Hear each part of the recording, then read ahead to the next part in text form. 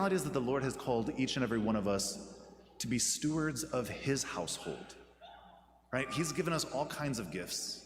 He's given us all kinds of strengths and talents, and he entrusts us to use those gifts and talents to build up the kingdom of God here on earth, right? And oftentimes what happens is that we can get lost.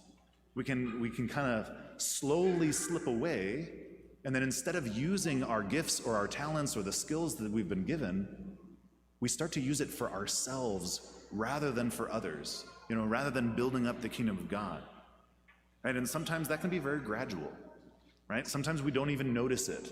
It starts with something very small, and then gradually, like that snowball effect, starts to build up and build up and build up until next thing you know, we're cheating out people, right? That's often how sin works in our lives. It starts with something very, very small, but then it gradually builds up to bigger things. But this is why Jesus then also says, the person who is trustworthy in small things is trustworthy in great ones. Right? And so when we recognize that if we're trying to be faithful in the little things, it's going to help us to be faithful in the big things. Whereas if we're not faithful in the little things, then it's also going to be harder to be faithful in the bigger things. Right? And so this is why it's so important for us to focus on the little things, the little ordinary things of our day-to-day lives, right? Things like getting up on time, going to bed on time, making sure that we're making our bed or doing our chores or following our responsibilities or our duties, right? All of those little things help us to become great, right? That's what helps us to become saints.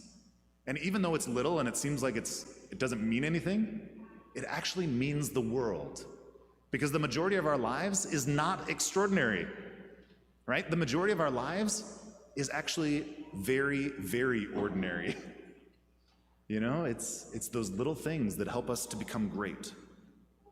So my friends, in order to find ourselves again, if perhaps we have slipped off the path, we need to be faithful in those little things of life.